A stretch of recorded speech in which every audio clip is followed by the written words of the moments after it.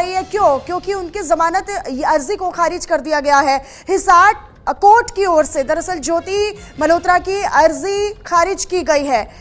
तो ये बड़ी खबर इस पूरे मसले से जुड़ी हुई। दरअसल हिसार कोर्ट की ओर से ज्योति मल्होत्रा की जो जमानत अर्जी है उसे खारिज कर दिया गया है। आपको बताएं कि पाकिस्तान के लिए जासूसी के मामले में लगातार अब जो मुश्किलें हैं वो ज्योति मल्होत्रा की बढ़ती नजर आ रही हैं। उनके घर से जब टीम पहुंची थी उनके घर पर तो कई तरह के ऐसे साक्ष्य भी प्राप्त हुए थे जिसमें उन्होंने अपनी पाकिस्तान की यात्रा का जिक्र किया था। वो कहां कहां घूमी, किन किन से मिली। हालांकि उनके परिवार वालों की ओर से ये कहा गया था कि वो सिर्फ एक कंटेंट क्रिएटर के तौर पर वहां की यात्रा करने के लिए गई थी, लेकिन जो सबूत और साक्ष्य मिले वो कुछ और ही गवाही दे रहे थे कि ऑपरेशन सिंदूर के तहत उस दरमियान वो पाकिस्तान के कई ऐसे एजेंट्स के संपर्क में थी जो कि घातक हो सकते थे। तो ज्योति मल्होत्रा पर दरअसल जासूसी का पूरा आरोप है और ऐसे में उनकी जो मुश्किलें हैं वो और बढ़ती नजर आ रही हैं। न्यूज रूम से लाइव मेरे सहयोगी अली शरर मेरे साथ जुड़े हुए हैं। सीधा अली का ही रुख कर लेते हैं। अली, अब इस पूरे मामले में कहीं से कहीं तक भी ज्योति मल्होत्रा की जो मुश्किलें हैं वो कम होती नजर नहीं आ रही हैं। अब हिसार कोर्ट की ओर से जो उनकी जमानत अर्जी थी उसे भी खारिज कर दिया गया।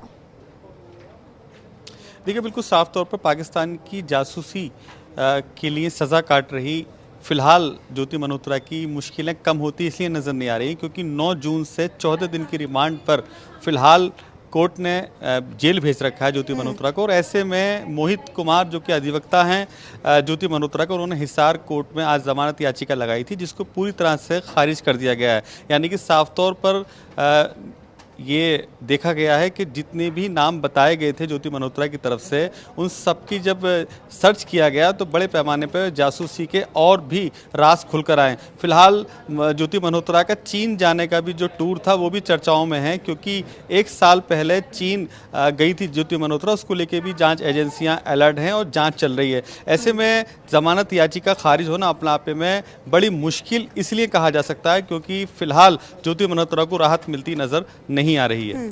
अली, अब तक के अगर हम अपडेट की बात करें, क्या क्या सबूत अभी तक पुलिस के हाथ लगे हैं? आगे आपने बताया कि 14 दिन के रिमांड पर ऑलरेडी वो हैं, तो ऐसे में क्या और इसका दायरा बढ़ सकता है? कहां कहां तक अभी तक पुलिस पहुंची है? किस तरह के साक्ष्य अभी तक जुटाए गए हैं ज्योति मल्होत्रा के खिलाफ? देखिए, बिल्कुल साफ तौर पर ऑपरेशन सिंदूर की कामयाबी के बाद लगातार भारत में छुपे उन जासूसों की तलाश में एनआईए सहित तमाम जांच एजेंसियां लगी हैं कि आखिरकार वो कौन जासूस हैं जो भारत में रहकर पाकिस्तान के लिए काम कर रहे हैं। उसी के चलते ज्योति मल्होत्रा जो कि यूट्यूबर है उसको गिरफ्तारी की गई। बाकायदा सबूत मिले जिससे साफ जाहिर था कि ज्योति मल्होत्रा पाकिस्तान के तमाम वरिष्ठ नेताओं के संपर्क में है। और जब पाकिस्तान टूर पर गई, बड़ी बात यह है कि इस दौरान जितने भी जो बैंक अकाउंट खंगाले गए ज्योति मल्होत्रा के उसमें बड़े पैमाने पर फंडिंग भी विदेश से आती पाई गई। जब इस पूरे मामले को लेकर के ज्योति मल्होत्रा से बातचीत की गई तो उन्होंने बताया कि यूट्यूबर के तौर पर मुझे पैसा आया। ऐसे तमाम अनगिनत सवालों के जवाब लिए जाने अभी और बाकी हैं जिसके लिए रिमांड याचिका लगाई गई। और भी जब 14 दिन की रिमांड याचिका पूरी हो जाएगी तो ये भी माना जा रहा है कि एक बार फिर एनआईए और जांच एजेंसियां इस पूरे मामले को लेकर की रिमांड याचिका लगा सकती हैं। अच्छा, अभी क्योंकि अभी रिमांड याचिका और लग सकती है, यानी और जो रिमांड है वो बढ़ाई जा सकती है, ऐसी आप जानकारी भी दे रहे हैं। एक तरफ अभी हिसार कोर्ट की ओर से एक बड़ा झटका ज्योति मल्होत्रा को लगा है कि उनकी जो एक जमानत अर्जी है उसे खारिज कर दिया गया है। आगे कोई अगर हम कानूनी तौर पर विकल्पों की बात करते हैं तो क्या ज्योति मल्होत्रा के पास ऐसा कोई विकल्प है कि वो आने वाले समय में कहीं और किसी और अदालत पर पहुंच सके क्योंकि हिसार कोर्ट, लेकिन क्या इसके अलावा वो कहीं अपनी अर्जी लगा सकती हैं? कुछ इस तरह का विकल्प है क्या? देखिए, बिल्कुल साफ तौर पर मनीषा, जब किसी भी आरोपी या बंदी को जेल भेजा जाता है तो उसे भारत के संविधान के तहत और भारत के जो न्यायपालिका के तहत ये अधिकार है कि अगर उसकी एक कोर्ट से जमानत याचिका खारिज हो जाए तो वो दूसरे कोर्ट में अपील कर सकता है। यानी कि पहले लोअर कोर्ट, फिर जो हाई कोर्ट, फिर सुप्रीम कोर्ट। यानी कि अभी लोअर कोर्ट से ज्योति मल्होत्रा की जमानत याचिका खारिज हुई है तो अब ये माना जा रहा है और ये कहा भी गया है। मोहित कुमार जो कि अधिवक्ता हैं ज्योति मल्होत्रा के, उनका ये कहना है कि बहुत जल्द अब वो हाई कोर्ट का रुख करेंगे क्योंकि उनकी जो मुवक्किल हैं वो बेकसूर हैं, लगातार उन्हें फंसाया जा रहा है। साफ तौर पर यही कहा गया आज जब इस पूरे मामले की सुनवाई हो रही थी और जमानत याचिका पे एक बार न्यायाधीश ने साफ तौर पर कहा कि इस तरह के गंभीर आरोपों में फिलहाल न्यायालय जमानत नहीं दे सकती। तो निश्चित तौर पर एक विकल्प के तौर पर अभी है, एक मौका है, एक अवसर है कि यहाँ पर अभी निचली अदालत, उसके बाद वो अपर कोर्ट पर अपनी जो याचिका है वो दाखिल कर सकते हैं।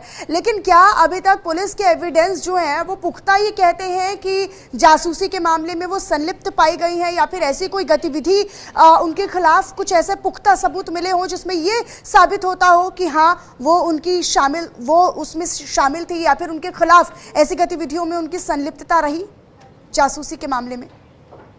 देखिए, अभी तक की जानकारी जो मिली है उसमें साफ तौर पे जाहिर है कि ज्योति मल्होत्रा एक बड़ी जासूस के रूप में भारत में रहकर पाकिस्तान के लिए काम कर रही थी। इसके साथ साथ जब एनआईए ने इस पूरे मामले पर छानबीन शुरू की और जांच एजेंसियों के साथ साथ जो लोकल पुलिस ने भी भूमिका निभाते हुए जब पूछताछ की, तो कई सारे नाम अभी और खुलकर आए जिनकी गिरफ्तारी की गई। इसके साथ साथ अभी और नाम बाकी हैं जो ज्योति मल्होत्रा से पूछताछ में मिले हैं एनआईए को। उसके साथ साथ अभी देश के अलग अलग स्थानों पर लगातार उनके सर्च जारी है कि आखिरकार वो लोग कहां छुपे हैं, जो कि नाम ज्योति मल्होत्रा ने बताए। यानी कि ज्योति मल्होत्रा के पास से एक डायरी बरामद हुई थी, लैपटॉप बरामद हुआ था, मोबाइल बरामद हुआ था, जो फिलहाल जांच के लिए पुलिस के पास मौजूद है और बहुत जल्द उससे जो मिले इनपुट को भी पेश किया गया कोर्ट में। साफ ये कहा गया था अभी बहस के दौरान कि इस पूरे मामले पर जमानत नहीं दी जा सकती, क्योंकि जो सबूत हैं वो साफ जाहिर कर रहे हैं कि भारत में रहकर की गद्दारी का काम तमाम उन लोगों के नाम जो पाए गए हैं उन तक भी अब जांच का दायरा बढ़ता है।